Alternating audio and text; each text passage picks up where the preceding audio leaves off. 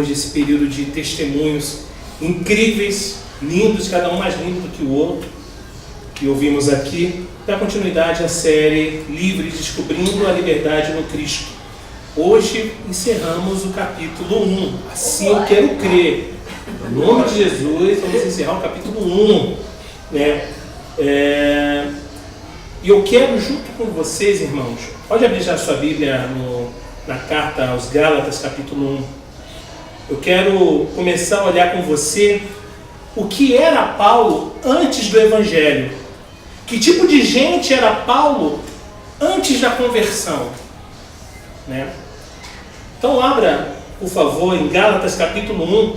Vamos ler os versos 13 e 14. Nós lemos na semana passada o verso 10, 11 e 12. Vamos ler agora os versos 13 e 14, que diz: Vocês ouviram qual foi o meu procedimento no judaísmo, como perseguia com violência a igreja de Deus, procurando destruí-la. No judaísmo, eu superava a maioria dos judeus da minha idade e era extremamente zeloso das tradições dos meus antepassados. E aqui começa Paulo, irmãos, ainda dando as suas credenciais como um mensageiro do Senhor, como um arauto do Evangelho, como falamos semana passada, como uma voz das boas novas, falando um pouquinho de como era a sua vida antes do Evangelho, um algoz do caminho, um perseguidor dos crentes. E se voltarmos, irmãos, alguns livros atrás da Bíblia, no livro de Atos dos Apóstolos, Paulo, consentindo de forma sádica, cruel, com requintes de crueldade, na verdade, ele consentiu com a morte do mártir cristão Estevão, o diácono Estevão. Aquele homem tão conhecido como Saulo de Tarso era um perseguidor de cristãos. E como o texto enfatiza aqui no verso 13, alguém que perseguia com violência a igreja de Deus. Não apenas perseguia, mas percebam, procurava destruí-la. Esse é Paulo antes da conversão. Uma figura extremamente sádica, uma figura altamente violenta que tinha como desejo principal destruir a igreja de Deus. Acredito que olhar a biografia, um trechinho da história de Paulo antes do Evangelho, irmãos, nos ajuda a pensar talvez em como éramos antes do Evangelho. É incrível porque Paulo nos faz pensar em como nós éramos antes do Evangelho. Se eu perguntar a cada um de vocês aqui, com exceção de poucos, como é que era a sua vida antes do Evangelho? Talvez você vá falar coisas tristes que você fez no passado. Assim foi com Paulo, sabe?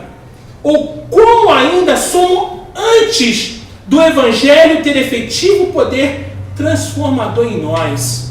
Pior ainda, muito pior, nós declaramos que caminhamos com Cristo, mas essa transformação, esse poder transformador chegou em nós, ele está atuando em nós.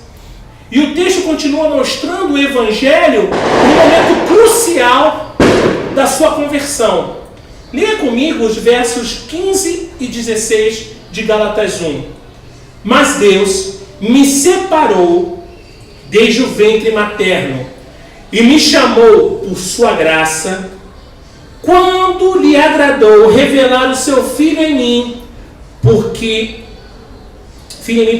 para que eu anunciasse entre os gentios. Não consultei pessoa alguma. Vou ler novamente 16.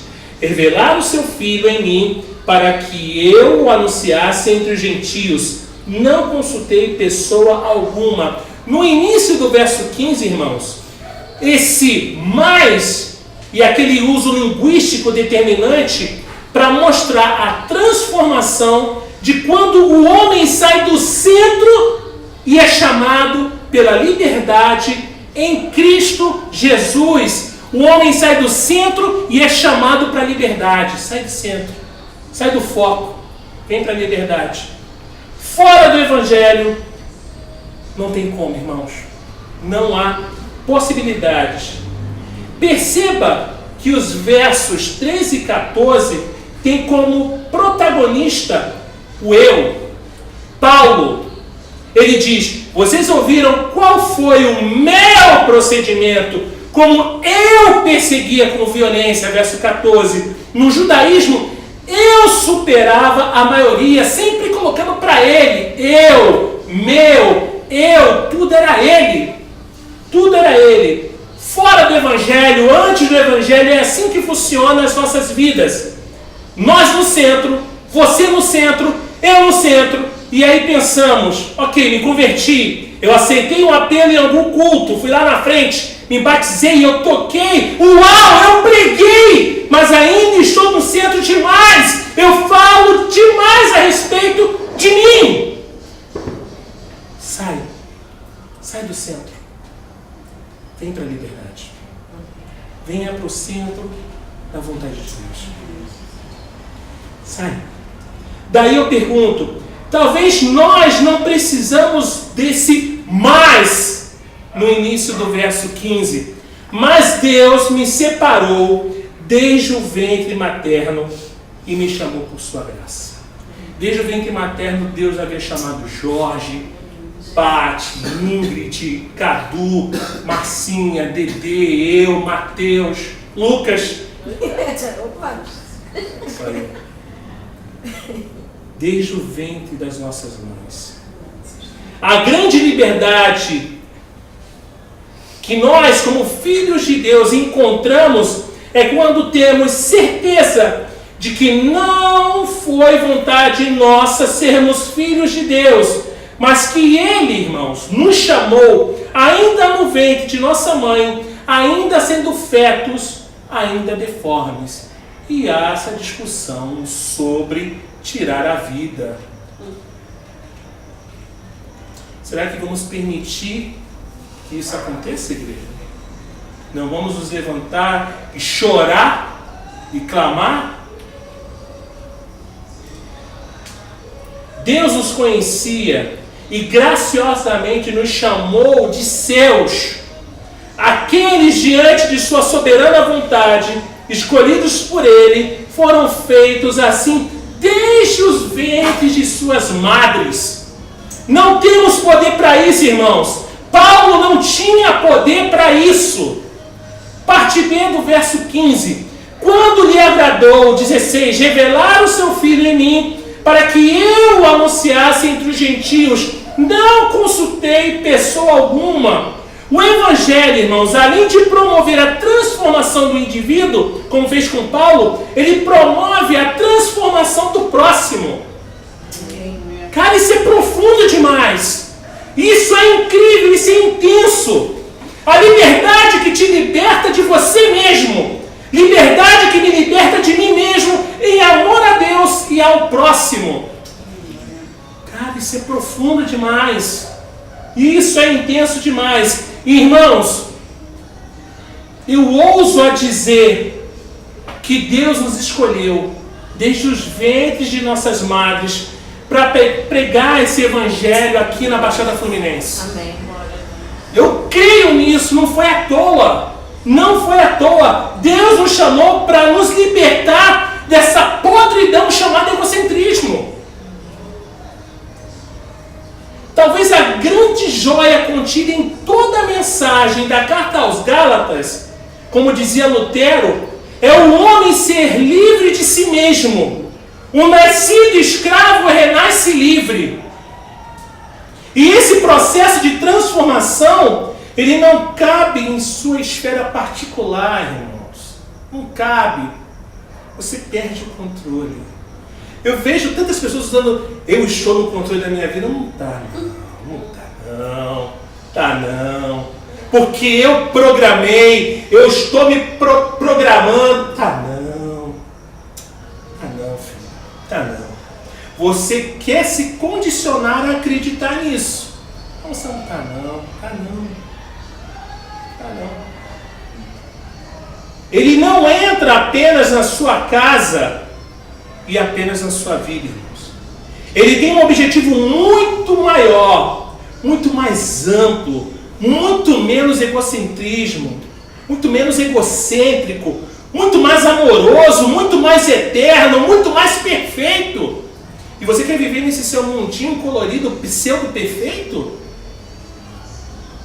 Irmãos, tem uma coisa. Nós precisamos começar a compreender o nós. Nós compreendemos muito o eu. A gente precisa começar a compreender o nós. Precisamos compreender o nós. Porque Deus, irmãos, nos chamou. Deus não te chamou, Ele nos chamou. Isso é demais. Ele nos chamou. Não me chamou apenas, não chamou a parte apenas, a Márcia apenas, a Dedê apenas, a Ingrid apenas. Nos chamou. Nos chamou. Deus chamou um povo. Ele chamou um povo. Uma família de muitos filhos semelhantes a Jesus. Uau! Agora chegamos no que acontece com Paulo depois do encontro poderoso com o Evangelho. É meio similar com isso que a parte está passando. Sabe? O que aconteceu com Paulo? Leia comigo, vamos ler do verso 17 ao 24. Tampouco, 17, subi a Jerusalém para ver os que já eram apóstolos antes de mim, mas de imediato parti para a Arábia e tornei a voltar a Damasco. Depois de 3 anos, não esqueça, 3 anos, subi a Jerusalém para conhecer Pedro pessoalmente, e estive com ele 15 dias. Não vi nenhum dos outros apóstolos, a não ser Tiago, irmão do Senhor. Quanto ao que lhe escrevo, afirmo diante de Deus que não minto. A seguir, fui para as regiões da Síria e da Cilícia. Eu não era pessoalmente conhecido pelas igrejas da Judéia.